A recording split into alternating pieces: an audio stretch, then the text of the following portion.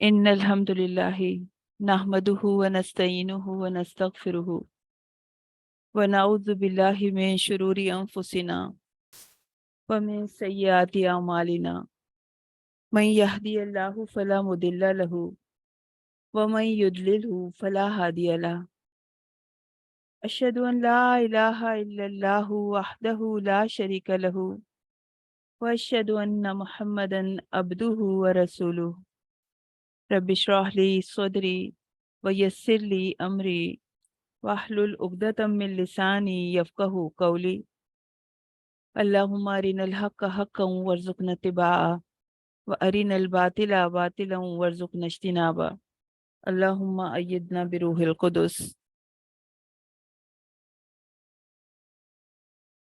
زندگی کے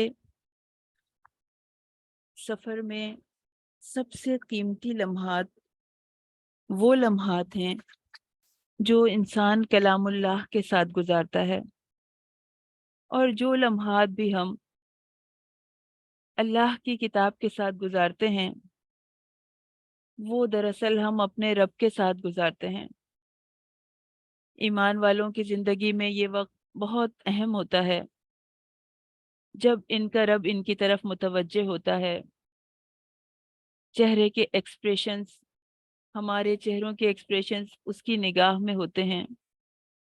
دل کی کیفیت، سوچیں، آیات کے ساتھ کیے ہوئے ہمارے ارادے، توبہ کے لیے سوال کرتی ہوئی خاموش نگاہیں، وہ ہمارا مہربان رب محسوس کرتا ہے۔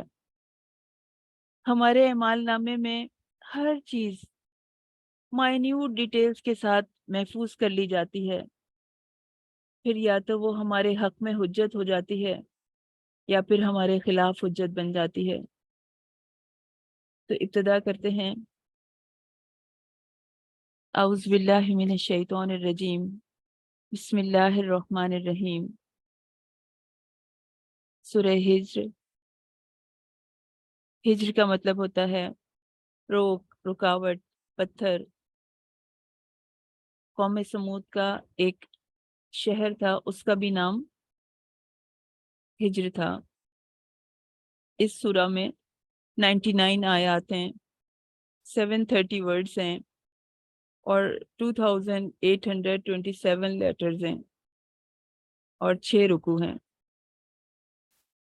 سورت کا نام اس سورہ میں ہجر کا لفظ آیت 80 میں آتا ہے، اور ہجر یہ قوم سمود کا سینٹر ہوا کرتا تھا۔ اس کے کھنڈر جو ہیں وہ مدینہ کے شمال مغرب سائیڈ میں موجود ہیں۔ مدینہ سے تبوک جاتے ہوئے یہ شہر شہرایام پہ پڑتا ہے۔ یہاں سرخ رنگ کے پہاڑوں میں قوم سمود کی تراشی ہوئی عمارتیں موجود ہیں، جو انہوں نے پہاڑوں کو تراش کر ان کے اندر بنائی ہیں، یعنی انہوں نے اپنے گھر پہاڑوں کے اندر بنائے تھے، اور ان کے نقش و نگار ابھی تک تازہ ہیں، اور ان مکانات میں ابھی تک گلی سڑی ہڈیاں بھی پڑی ہوئی ہیں، ہمارے لیے عبرت کا نشان بن کر کہ وہ چلے گئے جو ہیں وہ اس سے عبرت حاصل کر لیں۔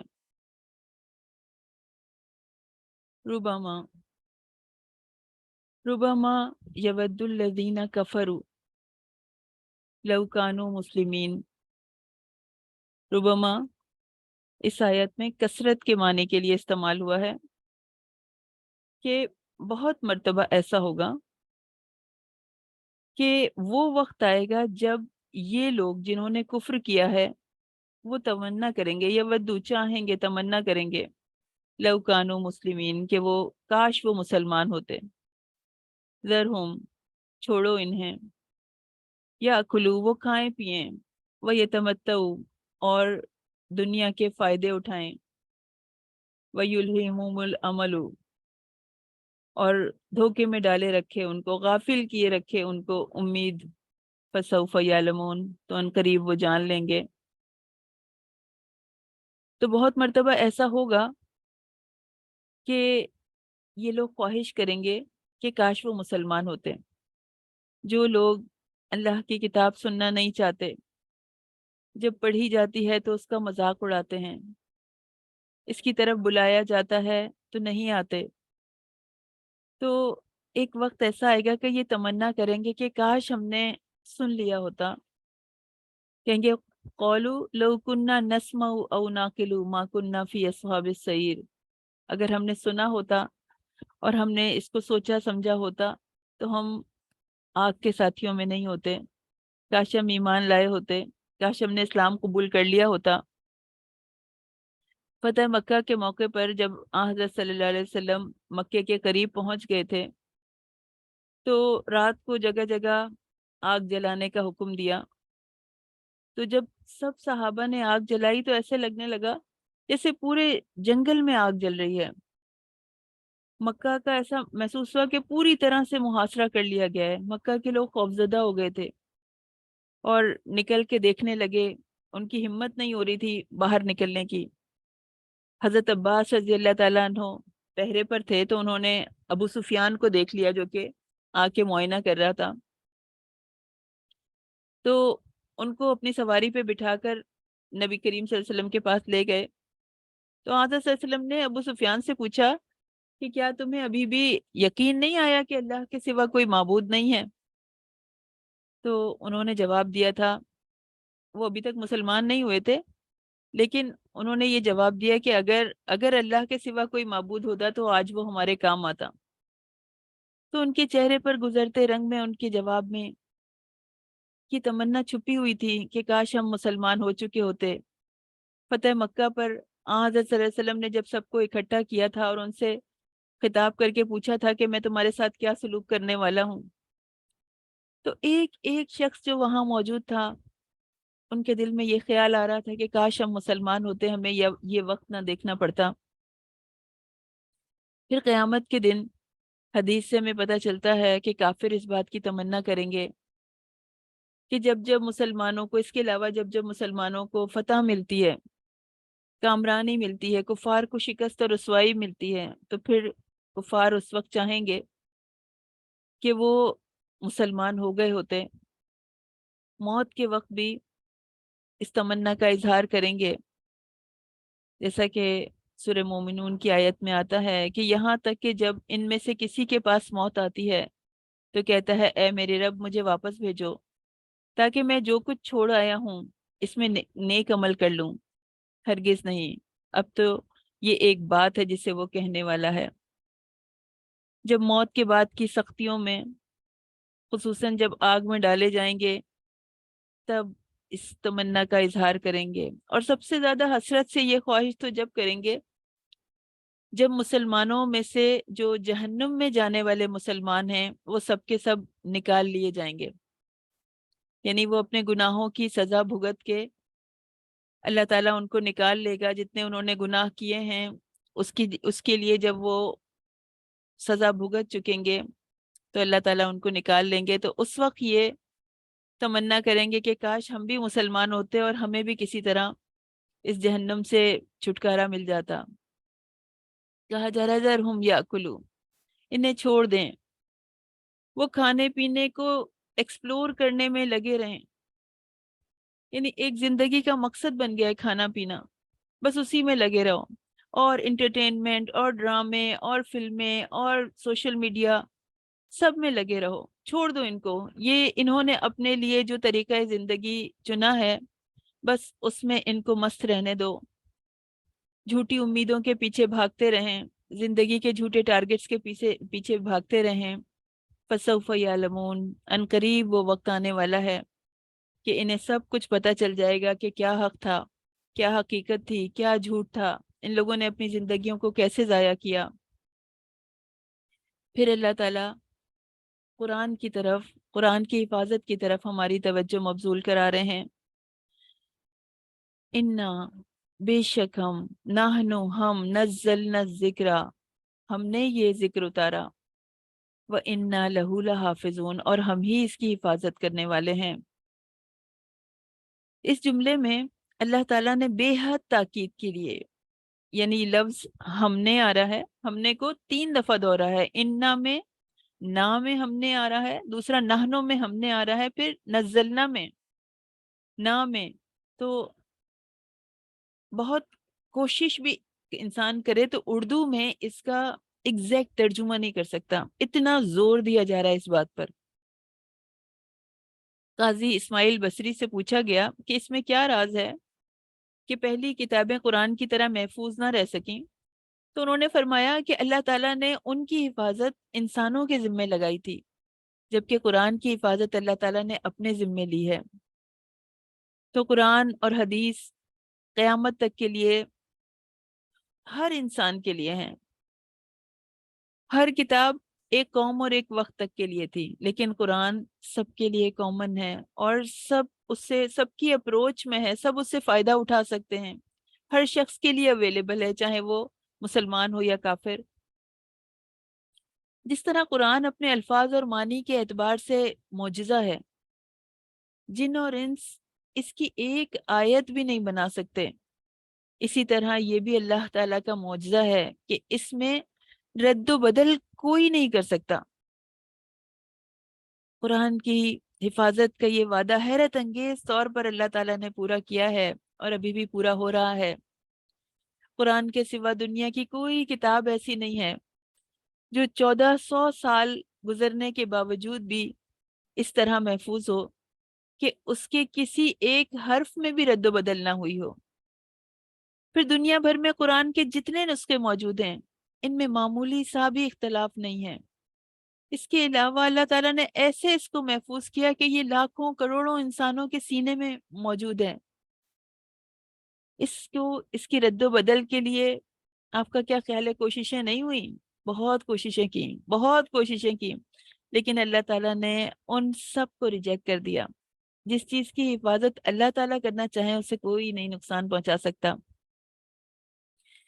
خطبات بہاولپور ایک کتاب ہے، اس میں ڈاکٹر محمد حمید اللہ نے یہ کتاب لکھی ہے۔ اس میں یہ لکھتے ہیں کہ کچھ عرصے پہلے کا ذکر ہے کہ جرمنی کے عیسائی پادریوں نے یہ سوچا کہ حضرت عیسیٰ علیہ السلام کے زمانے میں جو ایرامک عبرانی جو زبان ہے، اس میں انجیل موجود تھی، تو وہ زبان تو اب دنیا سے ختم ہو چکی ہے، اور اس وقت قدیم ترین انجیل بھی یونانی زبان میں ہے، اور یونانی زبان سے ہی اس کے ترجمے ساری زبانوں میں ہوئے ہیں۔ تو انہوں نے سارے یونانی زبان کے جو مخطوطے تھے، لکھے ہوئے جو ریٹن اسکرپٹس تھے، ان کو جمع کیا، کہا کہ ان کا آپس میں مقابلہ کرتے ہیں۔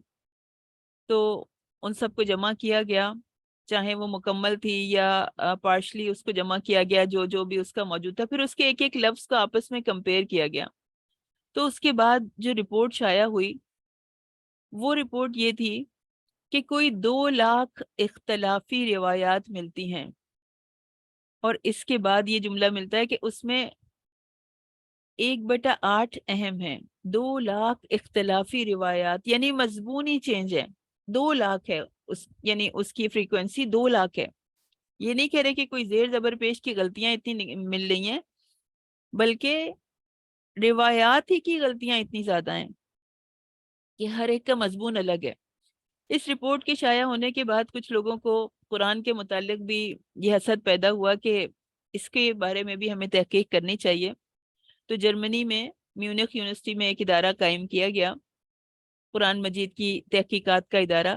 تو انہوں نے دنیا بھر سے قرآن کے قدیم ترین نسخے جمع کیے، اور پیرس میں وہ بتاتے ہیں ڈاکٹر حمید اللہ کہ یہ یونیورسٹی میں تھے، پیرس یونیورسٹی میں، تو اس کا تیسرا ڈائریکٹر جو ہے 1933 میں وہ پیرس آیا ہوا تھا۔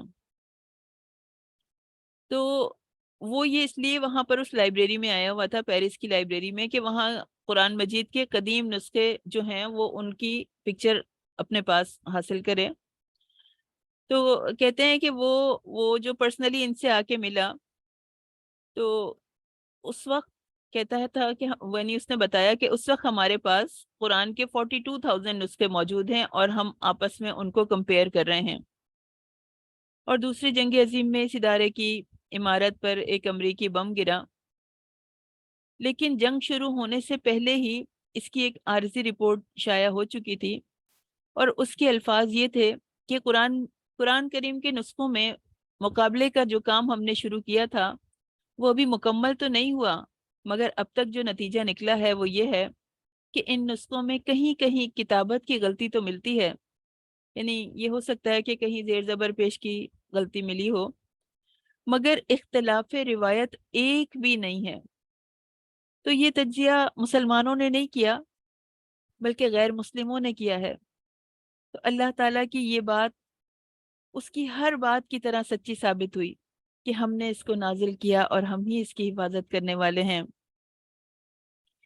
پھر کچھ شیطان کی کارگزاری آ رہی ہے کہ ابلیس نے اللہ تعالیٰ کی پتہ نہیں کتنے سال بندگی کی، لیکن اس عبادت نے اس کے تکبر میں ہی اضافہ کیا۔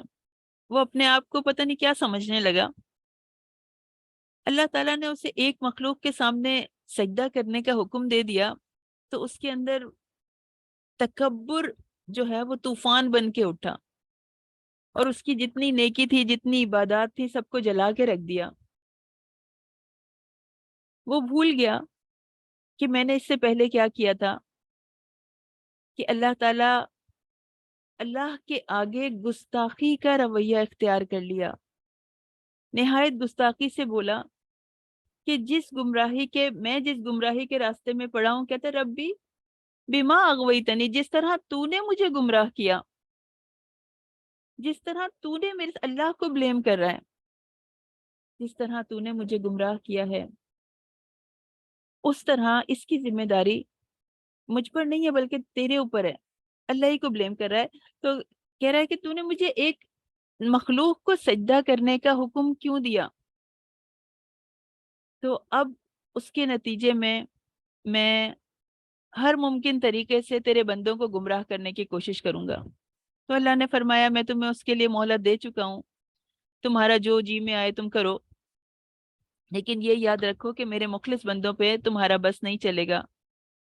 تو جو میرے بندے صراط مستقیم پر قائم رہتے ہیں، ان پر شیطان کا غلبہ نہیں ہوگا۔ ہاذا صراطی، یہ میرا راستہ ہے، علیہ مستقیم، یہ راستہ اللہ کی طرف پہنچتا ہے۔ ہم زندگی کے جس راستے پر سفر کر رہے ہیں وہ صراط مستقیم کا موٹر وے ہے۔ سفر ہمیشہ مشکل ہوتا ہے، آرام دہ سفر میں بھی انسان کو تکالیف اٹھانی پڑتی ہیں۔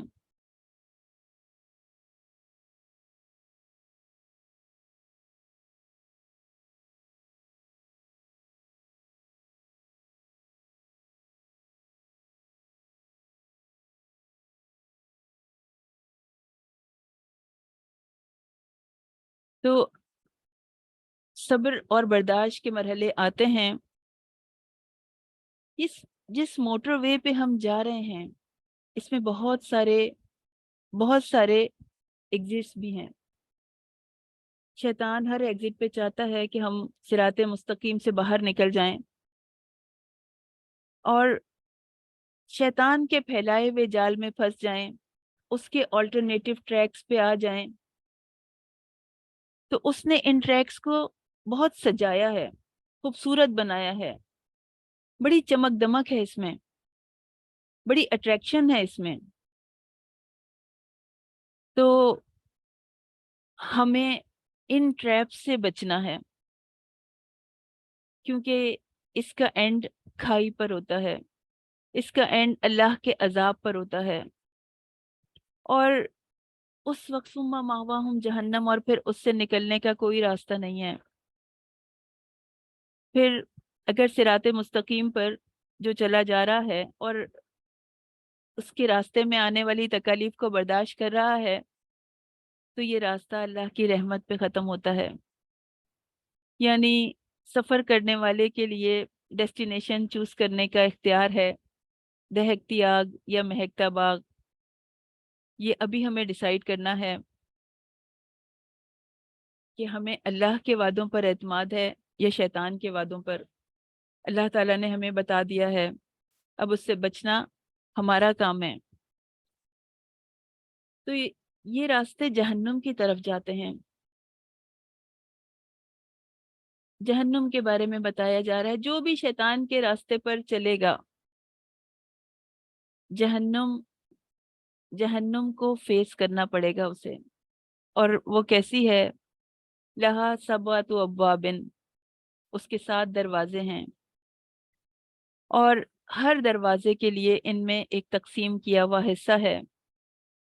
अल्लाह ताला ने शैतान को बता दिया, तुम और तुम्हारे साथी चाहे कितनी तादाद में भी हों, जहन्नुम इन सब के लिए काफ़ी है।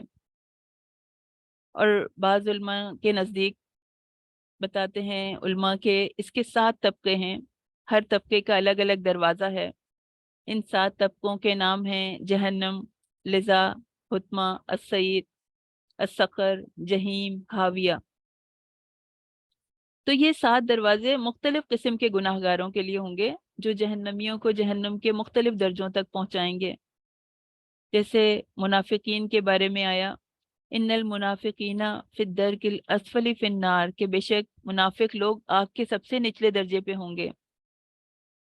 तो लिकुल्ली बाबिम मिनहुम जुज़उम मक़सूम, तकसीम किए हुए हिस्से से मुराद है बदकारों के 7 हिस्सों में तकसीम शुदा, यानी उनको 7 कैटेगरीज में तकसीम कर दिया जाएगा। यानी जिस तरह एक खास अमल करने वाले लोग जन्नत में एक खास दरवाजे से दाखिल होंगे, इसी तरह बुरे लोग भी, बुरे अमल करने वाले लोग भी अपने एमाल के मुताबिक जहन्नुम के मुख्तलिफ दरवाज़ों से दाखिल होंगे। अल्लाह ताला से दुआ है कि जिस तरह रमज़ान में आपने जहन्नुम के दरवाजे बंद कर दिए, तो इस तरह हमारे लिए भी इन दरवाज़ों को बंद फरमा दीजिए। अल्लाह ताला अपने बंदों को गाइड कर रहा है कि क्या तरीका तुम्हें करना है। ला तमुद्दन्ना का, तुम्हारी आंखें लंबी ना हो, तुम देखते ही ना चले जाओ। इला मा मत्ताना बिही अज़वाजम मिनहुम, उस चीज की तरफ आप हरगिज आंख भी ना उठाइए जिसके साथ हमने इनके मुख्तलिफ किस्म के लोगों को फायदा दिया है। वला तहज़न अलैहिम, उन पे गम ना कीजिए। और वक़्फ़िद जनाहक लिल मोमिनीन, अपने बाजू मोमिनीन के लिए झुका दीजिए। तो अब कुफ़ार की, आप नबी करीम सल्लल्लाहु अलैहि वसल्लम को तसल्ली दी जा रही है कि आप कुफ़ार की दुनिया की चमक दमक की तरफ देखिए भी नहीं। और उनके ज़रिए से नबी करीम सल्लल्लाहु अलैहि वसल्लम तो वैसे ही इन चीज़ों से बेजार थे, मगर असल में उनके थ्रू हम तक कहलाया जा रहा है, हमें कहा जा रहा है कि आप दुनिया की मुख्तलिफ नेमतें जो लोगों को दी हुई हैं, उनके घर, उनकी गाड़ियाँ, उनकी ऐसी चीज़ें, उनकी ज्वेलरी, ऐसी चीज़ें आपकी नज़रों को ना कैप्चर करें कि आप बस उन्हीं की तरफ नज़रें उठाते रहें। हम सबको कहा जा रहा है, और खुसूसन वो नेमतें जो उनके लिए फितना और अजाब हैं। तो दीन पर जम जाने वालों ने मुखालफत तो फेस की है, बहुत मुश्किलात उठाई हैं, जबानों के नश्तर दिलों को जख्मी कर देते हैं। कभी इंसान दीन पे जमना चाहता है तो इतनी मुश्किलात आती हैं, लोग जिंदगी तंग कर देते हैं। अल्लाह तसल्ली और इत्मीनान दिला रहा है, दिलों पर मोहब्बत की शबनम बरसाई जा रही है कि तुम्हारा असल कनेक्शन तो कुरान करीम के जरिए अल्लाह से होना चाहिए। वो तमाम कुदरतों का मालिक है, सारे खजाने उसके कब्जे में हैं, वही इज्जतें देने वाला है। इसने तुम्हें कुरान करीम की शक्ल में वो दौलत अता फरमाई है। तो असल कदर व कीमत तो उस नेमत की होनी चाहिए जो तुम्हारे हाथों में है, यानी सबा मसानी और कुरान अजीम की दौलत। और अगर वो ईमान नहीं लाते, नबी करीम सल्लल्लाहु अलैहि वसल्लम इस बात पे परेशान होते थे ना कि वो ईमान नहीं लाते। और हम भी जब जब कभी अल्लाह के करीब आते हैं, दीन पे जमते हैं, तो हम चाहते हैं कि जिन जिन से भी हमारा ताल्लुक है सबको लेके आ जाएं, ये मजा चखा दें, इस कुरान से जोड़ दें। तो लेकिन अगर वो ईमान नहीं लाते तो बताया जा रहा है उनके जहन्नुम में जाने में आप गमगीन ना हो। आपने बात पहुंचा दी है, नबी करीम सल्लल्लाहु अलैहि वसल्लम को इत्मीनान दिलाया जा रहा है, तो आपने तो बात पहुंचा दी है, आप गम ना करें। वक्फ जनाह का दरअसल इस्तिआरा है, परिंदा जैसे अपने बच्चों को अपने परों के नीचे समेट लेता है और उन्हें सर्द और गर्म से महफूज रखने की कोशिश करता है, इसी तरह तरीका बताया जा रहा है अहले ईमान के लिए क्या होना चाहिए कि اہل ایمان کے لیے اپنے بازو جھکا دو، اپنا پہلو جھکا دو، مراد ان کے لیے نرمی سے کام لو، شفقت سے پیش آؤ، محبت سے پیش آؤ۔ یہی صرف اصحاب رسول کی تھی، صحابہ کرام کی تھی کہ اشد علی الکفاری، کفار پہ سخت تھے، کافروں پہ سخت تھے، رحماؤ بینہم، اور آپس میں رحم دل، مسلمانوں کے لیے رحم دل۔ تو مسلمانوں کو کے لیے یہ جذبہ ہمیں اپنے اندر بیدار کرنا ہے، ڈیولپ کرنا ہے۔ سورہ نحل، سورہ نحل 16 سورہ ہے، مکی سورہ ہے یہ۔ نحل کا مطلب ہوتا ہے شہد کی مکھی، بی۔ اس کی 128 آیات ہیں اور اس کے ورڈز 2082 ہیں، 7745 اس کے لیٹرز ہیں، اور 16 رکوع ہیں اس سورہ میں۔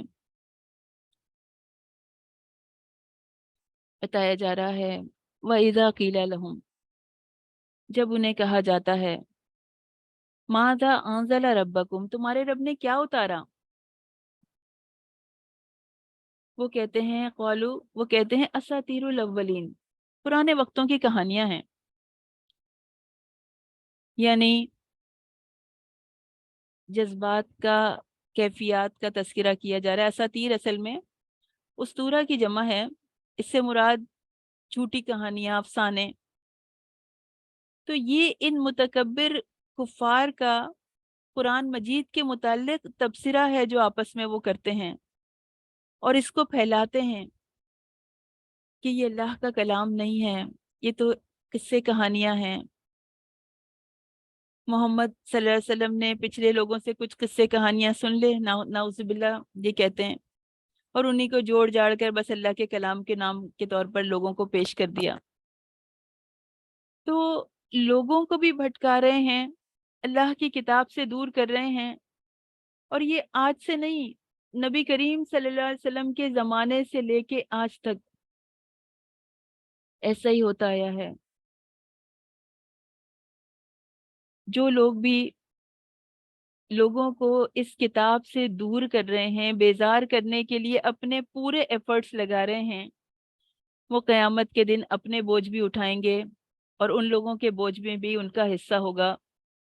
یعنی جو لوگ قرآن پہ نہیں چلے، قرآن پہ نہیں آ سکے، وہ ان کا بھی حصہ یہ برداشت کریں گے، اٹھائیں گے۔ تو قرآن کے بارے میں یہ اپنے جن اوپینینز کا اظہار کرتے ہیں، اس کے بارے میں بات کی جا رہی ہے کہ جو اوپینینز، جن اوپینینز کا وہ اظہار کر رہے ہیں، وہ ان کی سزا یا جزا کی وجہ بنیں گے۔ یعنی قرآن کے بارے میں جو بھی گواہی ہے، جو شخص جو بھی گواہی دے گا،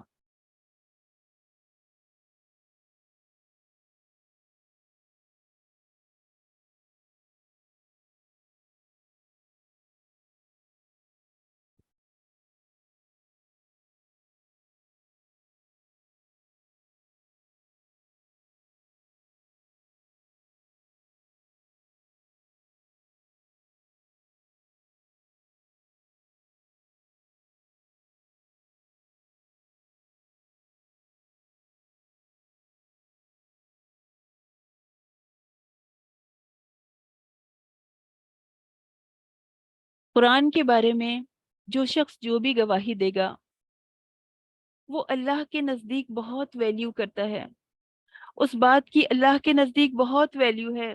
اللہ جاننا چاہتا ہے کہ تمہاری قرآن کے بارے میں کیا گواہی ہے۔ تو ان سے پوچھا تو انہوں نے کہا اساطیر الاولین، اگلے وقتوں کی فرسودہ کہانیاں ہیں۔ تو اس کے بدلے میں انہیں جہنم ملی۔ اور کچھ اور لوگ ہیں، وَإِذَا سَمِعُوا مَا أُنزِلَ إِلَى الرَّسُولِ، ہم نے پڑھا تھا 7 پارے میں۔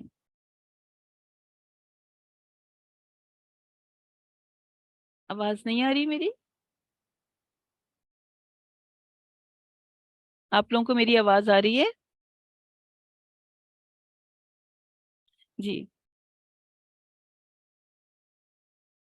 تو ہم نے 7 پارے میں پڑھا تھا وَإِذَا سَمِعُوا مَا أُنزِلَ إِلَى الرَّسُولِ تَرَىٰ أَعْيُنَهُمْ تَفِيضُ مِنَ الدَّمْعِ،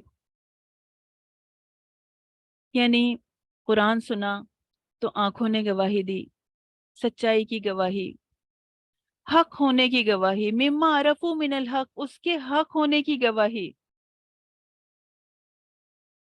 کیونکہ انہوں نے سچائی کو پہچان لیا۔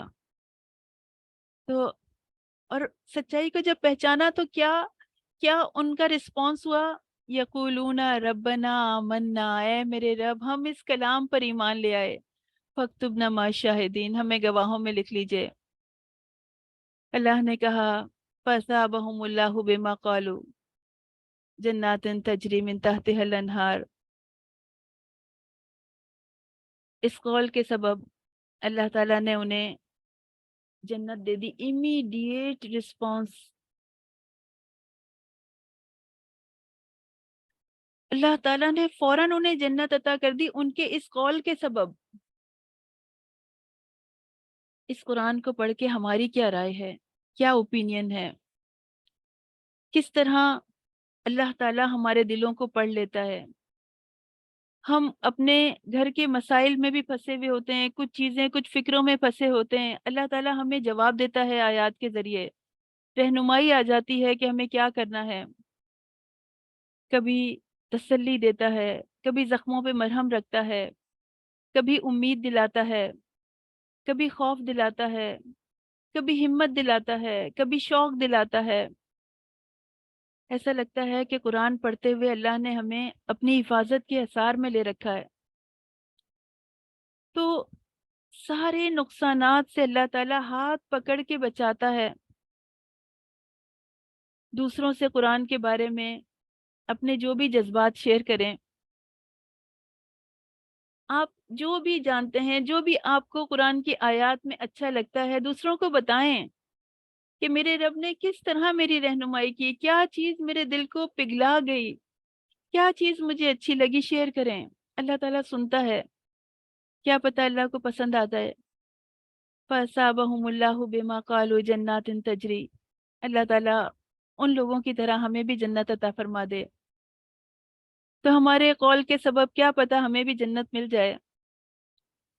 ہماری اس کتاب سے محبت کی بنا پر ہو سکتا ہے اللہ قرآن کو ہمارا ساتھی بنا دے،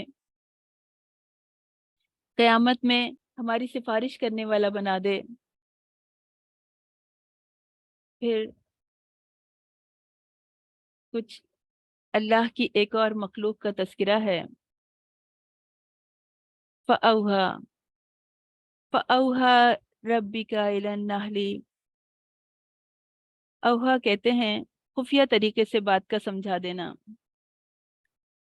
یعنی جو بات دوسرا نہ سمجھے اس کو سمجھا دینا، الہام کر دینا، دل میں ڈال دینا۔ اللہ تعالیٰ شہد کی مکھی کے لیے بڑی پیاری مخلوق ہے، اللہ تعالیٰ نے اس کا الگ سے ذکر فرمایا کہ شہد کی مکھی اللہ کا خاص عطیہ ہے۔ عرب میں نحل جو ہے وہ عطیے کی میننگ میں بھی آتا ہے۔ تو اللہ تعالیٰ نے اس کو خاص طور سے ڈسکرائب کیا کہ اللہ تعالیٰ اس کو الہام کرتا ہے کہ اللہ تعالیٰ اس کو گائیڈ کرتے ہیں کہ ہر پھل میں سے کھاؤ، مطلب یہ جو چاہو کھاؤ، اور پھر مکھیاں پہلے اپنا چھتا بناتی ہیں پھر خوراک کے لیے نکلتی ہیں۔ تو اللہ نے شہد کی مکھی کا خاص طور سے جو ذکر کر رہے ہیں وہ ہمیں سکھانے کے لیے، ہمیں بتانے کے لیے۔ اہل علم نے اس کے گھر بنانے سے لے کے اس کے نظام زندگی، اس کے شہد بنانے کے عمل پر بہت تحقیق کی ہے اور اس پہ کتابیں لکھی ہیں۔ تو یہ چھوٹا سا جانور ہے، باقاعدہ ایک منظم نظام کے تحت رہتا ہے، منظم حکومت کے تحت رہتا ہے، پورے چھتے کی ایک ملکہ ہوتی ہے جس کے حکم پر ساری مکھیاں عمل کرتی ہیں۔ یہ ملکہ دوسری مکھیوں سے قد و قامت میں ممتاز ہوتی ہے، الگ سے پہچان لی جاتی ہے، اور یہ انڈے دیتی ہے۔ یہ ملکہ 3 ہفتوں میں 6,000 سے 12,000 تک انڈے دیتی ہے۔ کچھ مکھیوں کی پھر ذمہ داری لگا دی جاتی ہے کہ کچھ انڈوں کی حفاظت کرتی ہیں، کچھ دربان ہوتی ہیں، کچھ موم کے ساتھ چھتا بنانے کا کام کرتی ہیں، کچھ سپاہی مکھیاں ہوتی ہیں جن کا کام چھتے کی حفاظت کرنا اور دشمن سے مقابلہ کرنا ہوتا ہے، کچھ پھولوں اور پھلوں سے رس چوستی ہیں اور ان کے پیٹوں میں شہد بنتا ہے۔ تو اور ان کا چھتا بھی اللہ تعالیٰ نے قدرت کی کاریگری کا ایک اتنا خوبصورت نمونہ ہے، اور چھتا یہ شروع بھی چاروں کونوں سے کرتی ہیں، اور بیچ میں آتے آتے وہ پرفیکٹ ہیکساگون کی شیپ کا بن جاتا ہے۔ 1 پاؤنڈ شہد کے لیے یہ مکھی یعنی 55,000 مائلز اڑتی ہیں، 2 ملین پھولوں کا رس جمع کرتی ہیں۔ ایک مکھی اپنی پوری زندگی میں بمشکل چند قطرے شہد بنا سکتی ہے، اور جتنا شہد وہ بناتی ہے، جتنا بھی وہ بناتی ہے، دیکھیں وہ پوری زندگی میں 2 ملین پھولوں کا رس جمع کر کے چند قطرے شہد بناتی ہے، اور ایک مکھی کی پوری زندگی ہمارے لیے شہد اکٹھا کرنے میں لگ جاتی ہے، اور جو شہد بناتی ہے خود بھی نہیں استعمال کرتی۔ تو اسلام کا مزاج دینے والا ہے، لینے والا نہیں ہے، اور یہ مکھیاں صفائی کا نہایت اہتمام کرتی ہیں، صاف پانی پیتی ہیں۔ کوئی گندگی سے آلودہ مکھی آ جائے تو دربان انہیں اندر نہیں جانے دیتے، بلکہ انہیں مار دیا جاتا ہے۔ گرمی کی شدت سے شہد کے گرنے کا خطرہ ہو تو پروں سے ہوا دے کے اسے ٹھنڈا کرتی ہیں۔ بعض اوقات پھولوں اور پھلوں کی تلاش میں یہ بہت دور تک نکل جاتی ہیں، اور پھر اس کے بعد ڈائریکٹ اپنے چھتے میں واپس آ جاتی ہیں۔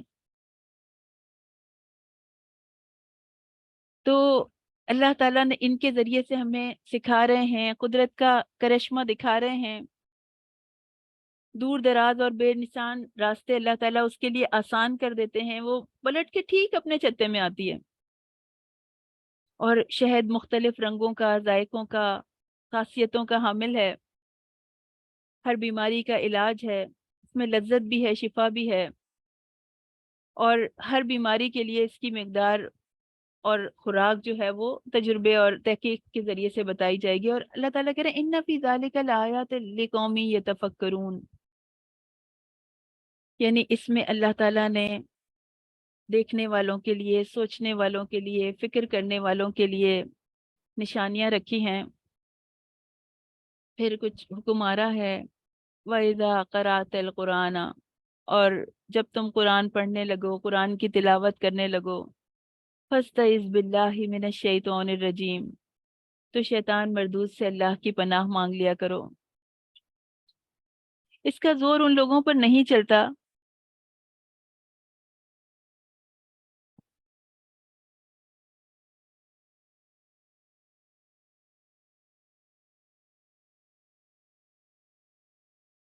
آپ لوگوں کو میری آواز آ رہی ہے؟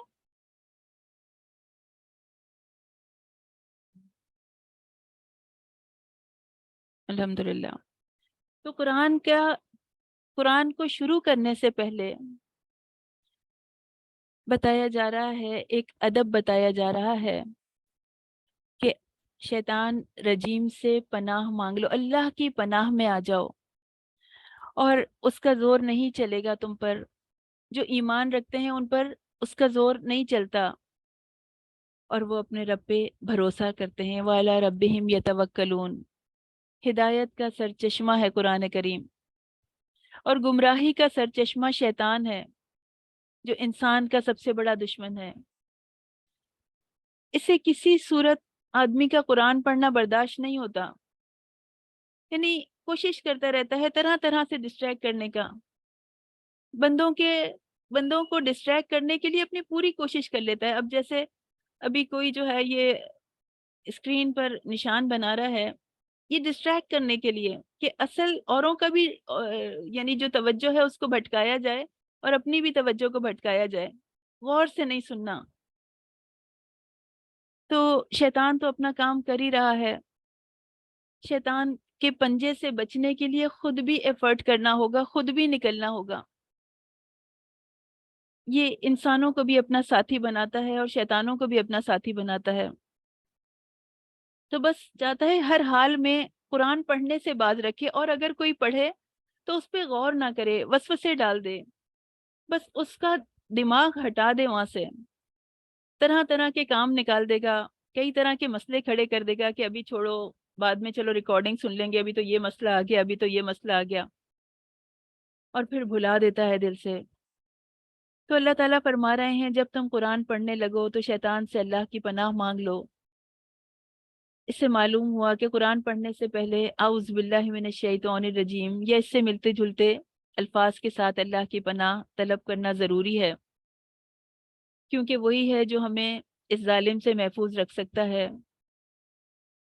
اور شیطان کے ساتھی انسان بھی ہیں اور جن بھی ہیں، وہ اپنے انسان ساتھیوں سے بھی کام لیتا ہے اور جنوں سے بھی کام لیتا ہے۔ اگر کوئی شخص ان سے میل جھول اور دوستی رکھتا ہے اور اعوذ باللہ پڑھ کر اپنے آپ کو محفوظ سمجھتا ہے، تو اس کی مثال تو ایسے شخص کی ہے جو توپ کے گولوں کے نشانے پر ہے اور اس سے ہٹے بغیر بس اللہ کی پناہ مانگ رہا ہے اور اپنے آپ کو گولوں سے محفوظ سمجھ رہا ہے۔ تو ایفرٹ بھی کرنے پڑیں گے اس سے نکلنے کے لیے۔ شیطان کا صحیح ایمان اور توکل، یعنی ان لوگوں پر بس نہیں چلتا جو صحیح ایمان رکھنے والے ہیں اور توکل کرنے والے ہیں، البتہ وہ انہیں گمراہ کرنے کی کوشش سے باز نہیں آتا، اور بعض اوقات ایسا ہوتا ہے کہ وہ اس سے متاثر بھی ہو جاتے ہیں، ان کا کچھ داؤ چل بھی جاتا ہے، کچھ وہ کامیاب بھی ہو جاتے ہیں، مگر اللہ سے ڈر کی برکت سے وہ فوراً آگاہ ہو جاتے ہیں، وہ بچ جاتے ہیں، تقوی انہیں بچا لیتا ہے۔ تو یقیناً جو لوگ ڈر گئے، جب انہیں شیطان کی طرف سے کوئی برا خیال چھوتا ہے تو وہ ہوشیار ہو جاتے ہیں، سورہ اعراف میں آتا ہے، اور اللہ تعالیٰ ان کو بچا لیتے ہیں، اپنی پناہ میں لے لیتے ہیں، اور ہم میں سے ہر ایک کی ذمہ داری اللہ تعالیٰ بتا رہے ہیں، ادعو الی سبیل ربک بالحکمت والموعظۃ الحسنہ، اپنے رب کے راستے کی طرف دانش مندی سے اور عمدہ نصیحت سے بلاؤ، یعنی خود بھی اسی راستے پہ چلنا ہے جس صراط مستقیم کی ہم نے بات کی، خود بھی اس پہ چلیں اور دوسروں کو بھی اس کی طرف بلائیں۔ ادعو کا مفعول یہاں مذکور نہیں ہے، تو کسے دعوت دیں؟ مراد عام، ہر ایک کو، غیر مسلم کو، مسلم کو، ہر جاننے والے کو، اجنبی کو۔ تو اس وقت مراد یہ ہے کہ اور پھر کنٹینیوسلی دعوت دیتے رہنا ہے، امر ہے۔ رب کے راستے سے مراد اسلام کی طرف، قرآن کی طرف، حکمت کے ساتھ، بالحکمت، حکمت کے ساتھ، یعنی پختہ دلیل کے ساتھ، صحیح پکچر، حقیقت سامنے رکھ دی جائے جس میں کوئی غلطی نہ ہو، ایسی دلیل دی جائے، اچھی نصیحت کی جائے کہ مخاطب کے دل کو نیکی کے عمل کے لیے نرم کر دے، بدی کے خلاف ابھار دے، ان سے ایسی بات کہنا کہ ان کے دلوں پر اثر ہو، نرمی کے ذریعے سے، ملائمت کے ذریعے سے، اور بد زبانی اور سخت کلامی سے پرہیز کیا جائے۔ جب اللہ تعالیٰ نے موسیٰ علیہ السلام اور ہارون علیہ السلام کو فرعون کی طرف بھیجا تھا تو کہا تھا نا فَقُولَا لَهُ قَوْلًا لَيِّنًا، بس ان سے بات کرو، نرم بات، لَعَلَّهُ يَتَذَكَّرُ أَوْ يَخْشَىٰ، اس امید پر کہ وہ نصیحت حاصل کر لیں یا ڈر جائیں۔ اور جادلہم باللتی ہی آسن، دعوت کے دوران میں اگر حکمت اور موعظہ، اچھی نصیحت کر رہا ہے لیکن اس کے باوجود جو ہے جسے بتایا جا رہا ہے وہ بحث پہ تیار ہے، وہ آرگیومنٹ کر رہا ہے، جھگڑا کر رہا ہے، تو اس سے آرگیومنٹ تو کریں گے مگر نرمی کے طریقے سے. کبھی ایسا ہوتا ہے کہ صحیح بات بتائے بغیر چارہ نہیں ہوتا، لیکن وہ کریں گے تو لیکن آسان طریقے سے کریں گے، خوبصورت طریقے سے کریں گے، ذاتی انا بیچ میں انوالو نہیں ہوگی. ایسی بات جو علم کے ساتھ کی جائے، دلیل کے ساتھ کی جائے، ایسی بات جس سے وہ لاجواب ہو جائیں. بنی اسرائیل، سورہ بنی اسرائیل مکی سورہ ہے. بنی اسرائیل حضرت موسیٰ علیہ السلام کی قوم کا نام تھا. اس میں 111 آیات ہیں اور اس 1744 اس کے ورڈز ہیں اور 6554 اس کے لیٹرز ہیں اور 12 رکوع ہیں اس سورہ میں. بڑی اہم آیت سے شروع ہوتی ہے. سبحان الذی، پاک ہے وہ، اسرا بعبدہ لیلم. سبحان الذی، اس سورت کی ابتدا اللہ تعالیٰ کو ہر چیز سے پاک قرار دے کر ہو رہی ہے. ہر اس چیز سے پاک ہے اللہ جو اس کے جلال کے لائق نہیں ہے. اللہ ہر کمی سے، ہر عیب سے پاک ہے، ہر کمزوری سے پاک ہے. مفسرین کہتے ہیں پہلا ہی لفظ بتا رہا ہے کہ آگے کوئی ایسا کام بیان ہونے والا ہے جس کا واقع ہونا انسانی طاقت سے باہر ہے. اس لیے بات یہیں سے شروع فرمائی کہ اللہ تعالیٰ ان تمام کمزوریوں سے، نارسائیوں سے پاک ہے جو مخلوق میں پائی جاتی ہیں، اور وہ ان کاموں پہ قدرت رکھتا ہے جن پر اس کے سوا کوئی قدرت نہیں رکھتا.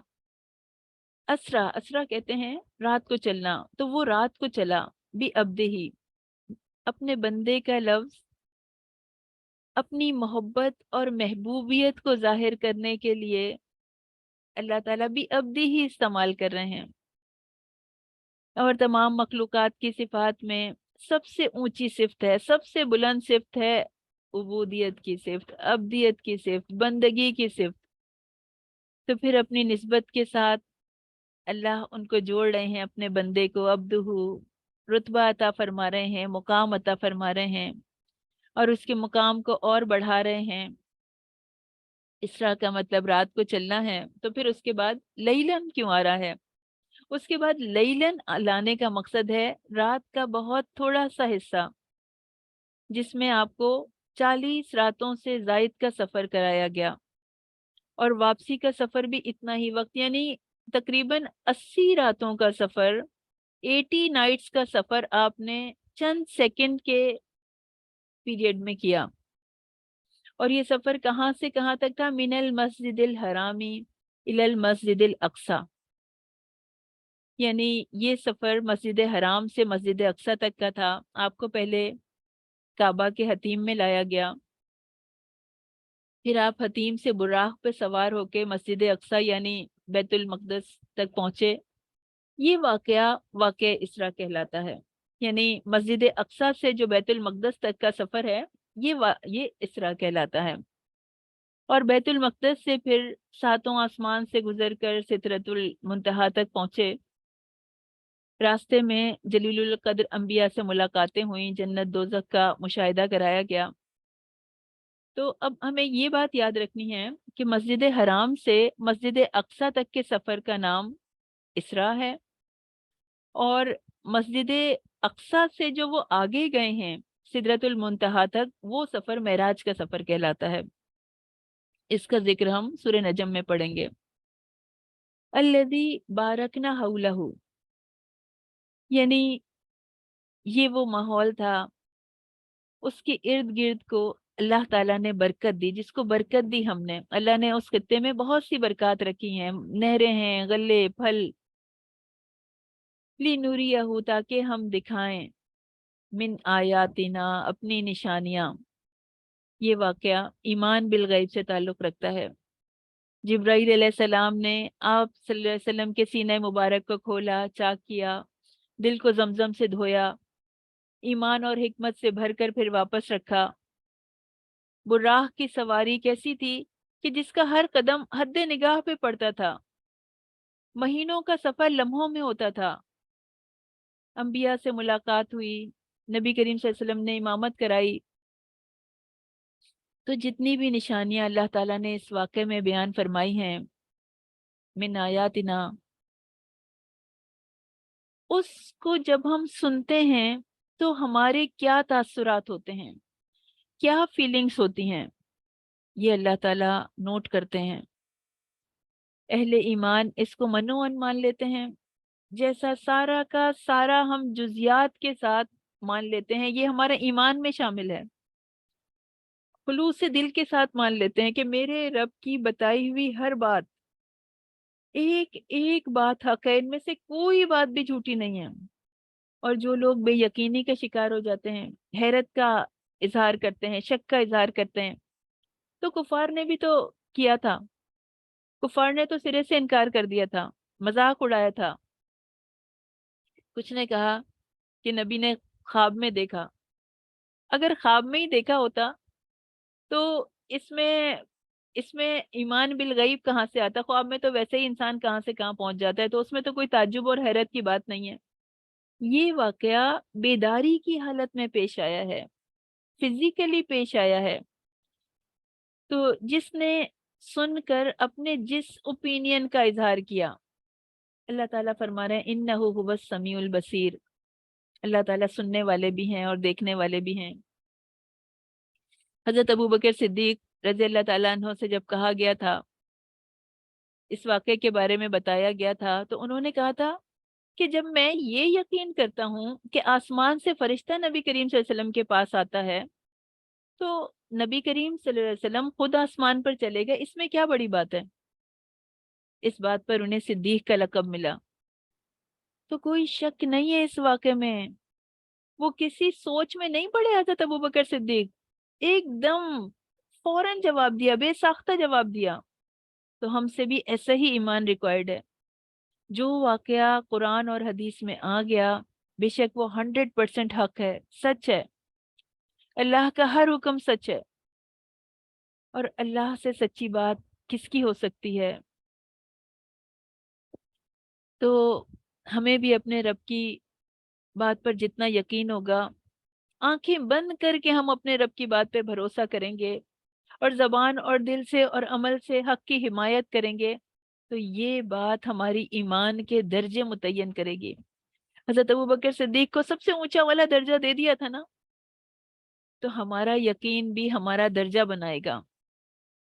اللہ کے پاس ہمارے مقام کو اسی بیسس پہ ڈیسائیڈ کیا جائے گا۔ پھر تذکرہ آ رہا ہے بہت ہی پیاری ہستیوں کا۔ اللہ تعالیٰ نے پہلے اپنا ذکر فرمایا، وَقَضَىٰ رَبُّكَ أَلَّا تَعْبُدُوا إِلَّا إِيَّاهُ۔ قضا ربک، پچھلی آیت میں، اس سے پچھلی آیت میں شرک سے منع فرمایا، صرف اپنی عبادت کی تاکید کی۔ تو اب لفظ قضا استعمال کیا جس میں کہ انتہائی تاکید ہے، کیونکہ قطعی فیصلہ ہوتا ہے، وہ بدلا نہیں جا سکتا۔ اللہ کا فیصلہ قطعی حکم دے دیا، قطعی فیصلہ کر دیا کہ اللہ کے سوا کسی کی عبادت نہیں ہوگی، یعنی صرف اللہ کے بندے بن کے رہو، انتہائی درجے کی محبت اور خوف کے ساتھ، انتہائی عاجزی صرف اس کے لیے اختیار کرو۔ اللہ کے بعد انسانوں میں سب سے مقدم حق وبالوالدین احسانا، والدین کا قرار دیا، اس لیے کہ ہمیں دنیا میں لانے کا سبب ہمارے والدین بنتے ہیں۔ احسان، احسانہ امر ہے، احسنو کا مصدر ہے، تاکید کے لیے ہے، امر کی جگہ آتا ہے۔ اس کے ساتھ امر کا لفظ ذکر نہیں ہوتا، مگر تاکیدی حکم ہے کہ مسلمانوں کو بتایا جا رہا ہے، مومنوں کو بتایا جا رہا ہے، وبالوالدین احسانا، والدین کے ساتھ بہت نیکی کرو۔ اما یبلغن، اما اصل میں ان پلس ماں تھا، ماں شرط کی تاکید کے لیے ہے، یعنی اگر کبھی ایسا ہو کہ تمہیں تمہارے ماں باپ بوڑھے ہو کے ملیں، ایک یا دونوں، اب نبی کریم صلی اللہ علیہ وسلم کے والد اور والدہ تو پہلے ہی فوت ہو چکے تھے، تو ان دونوں میں سے ایک کا بڑھاپے میں پہنچنے کا تو سوال ہی نہیں پیدا ہوتا۔ تو پتہ یہ چلا کہ نبی کریم صلی اللہ علیہ وسلم کو حکم دینے کے باوجود کس کو حکم دیا جا رہا ہے؟ اصل حکم ہر شخص کو، ہم میں سے ہر ایک کو دیا جا رہا ہے کہ ماں باپ خواہ وہ بوڑھے ہوں جوان ہوں، ہر حال میں ان کے ساتھ نیکی کا سلوک کرنا ہے، ان کا ادب کرنا ہے، ان سے نرمی سے بات کرنی ہے، یہ فرض ہے، اور انہیں جھڑکنا گناہ ہے۔ مگر چونکہ بڑھاپے میں خدمت کی زیادہ ضرورت ہوتی ہے، جوان والدین کا بھی ان کے ساتھ بھی نیکی کرنی ہے، لیکن بڑھاپے میں انسان زیادہ محتاج ہو جاتا ہے، مزاج میں چڑچڑا پن پیدا ہو جاتا ہے، بسا اوقات زیادہ بڑھاپے کی وجہ سے ہوش و حواس بھی ٹھکانے میں نہیں رہتے، تو اس لیے خاص طور سے بڑھاپے کا ذکر فرمایا۔ اور ان آیات میں 3 حقوق والدین کے بیان کیے جا رہے ہیں: حسن سلوک، اطاعت اور دعا۔ اللہ تعالیٰ نے کئی مقامات پر اپنی عبادت کی تاکید کے ساتھ والدین کے احسان کا تذکرہ فرمایا ہے، ان سے حسن سلوک کو لازمی قرار دیا ہے کہ تمہارے والدین اگر کافر بھی ہوں، مشرک بھی ہوں، اگرچہ وہ شرک کی دعوت دیتے ہوں، اگرچہ وہ کفر کی طرف بلانے والے ہوں، تب بھی ان کے ساتھ اچھا سلوک کرو۔ احادیث میں بھی والدین سے حسن سلوک کی بہت تاکید آئی ہے۔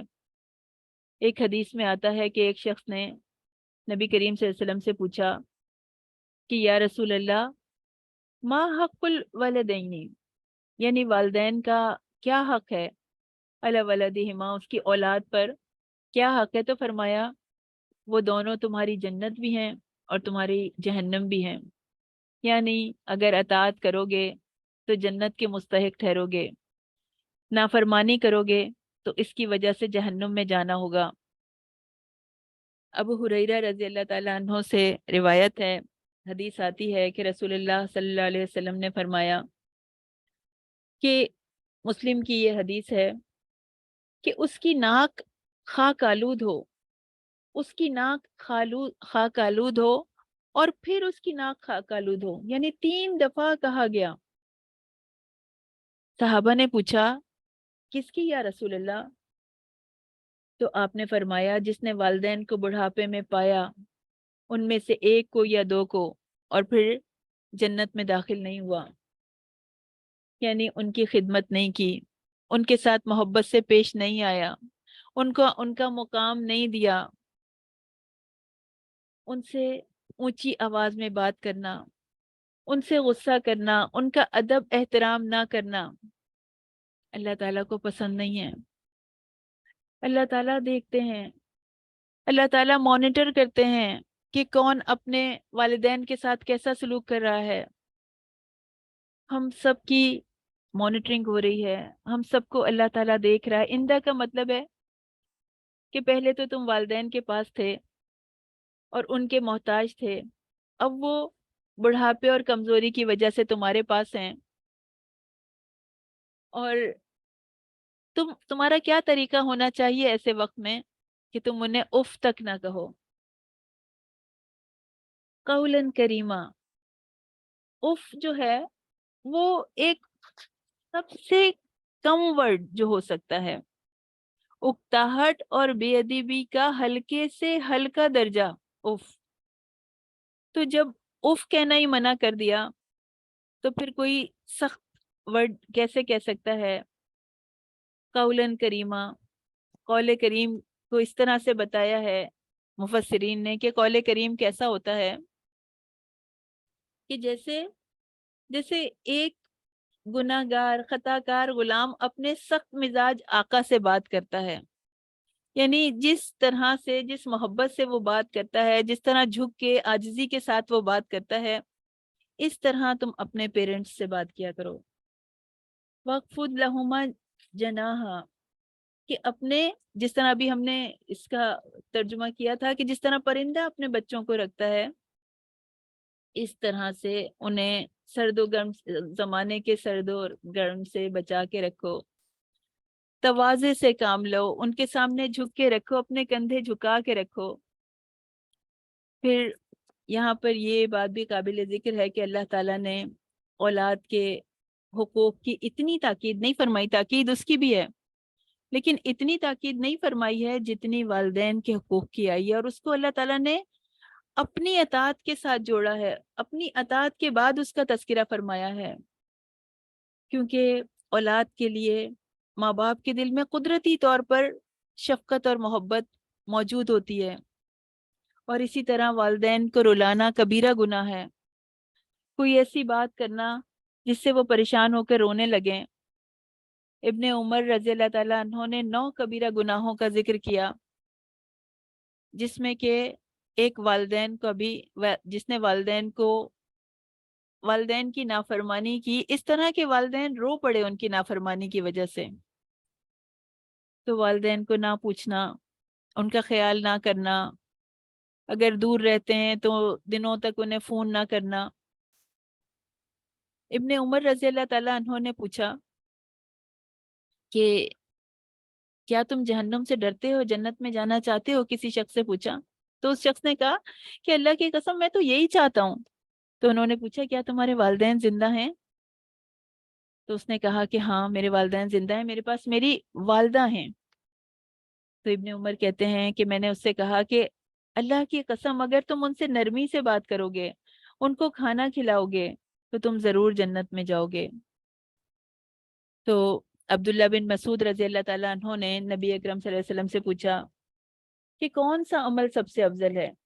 تو آپ نے فرمایا وقت پر نماز پڑھنا، اور والدین کے ساتھ نیکی کرنا، پھر اللہ کے راستے میں جہاد کرنا۔ اگر ان میں سے کوئی ایک یا دونوں بوڑھے ہو کر رہیں تو انہیں اف تک نہ کہو، نہ ہی انہیں جھڑک کر جواب دو، بلکہ احترام سے بات کرو، نرمی سے اور رحم کے ساتھ ان کے ساتھ جھک کے رہو۔ اف جو ہے وہ کلمہ کراہت ہے، ناپسندیدگی کا کلمہ، کہ کوئی ایسی بات نہ کرو جس سے وہ پریشان ہو جائیں، جو انہیں ناگوار گزرے۔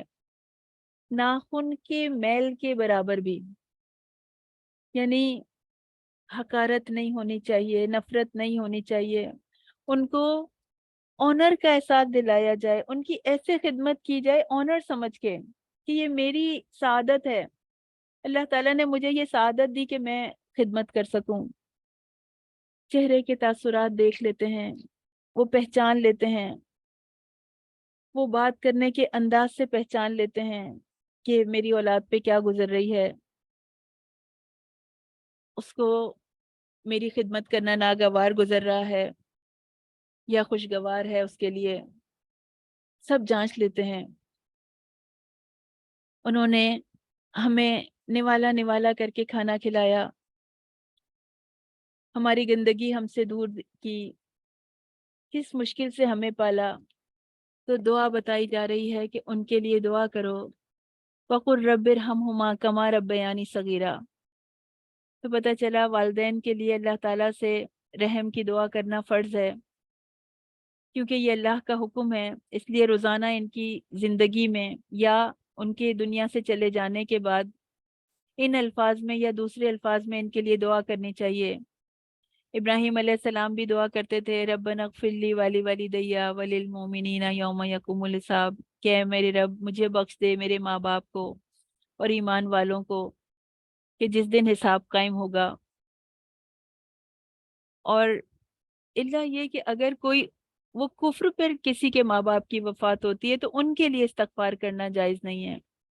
پھر رب ارحمہما کما ربیانی صغیرا، اس دعا میں یہ خوبی ہے کہ اس کے ساتھ اس چیز کا بھی احساس ہے کہ والدین بچپن میں جس پیار سے پرورش کرتے تھے، جو انہوں نے محنتیں کی ہیں، جو انہوں نے کوششیں کی ہیں کہ اولاد کی تربیت کی، اولاد کو پڑھانے لکھانے کی، اولاد کی خواہشات کو پورا کرنے کی، تو اس کو بھی اپنے آپ کو یاد دلاتے ہوئے اخلاص کے ساتھ دعا کرنی ہے، کوشش کے ساتھ دعا کرنی ہے۔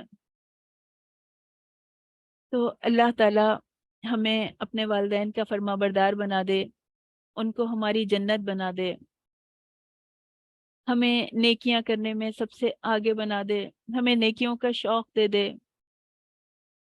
وآخر دعوانا والحمد للہ رب العالمین۔ سبحان ربک رب العزت عما یصفون وسلام علی المرسلین والحمد للہ رب العالمین۔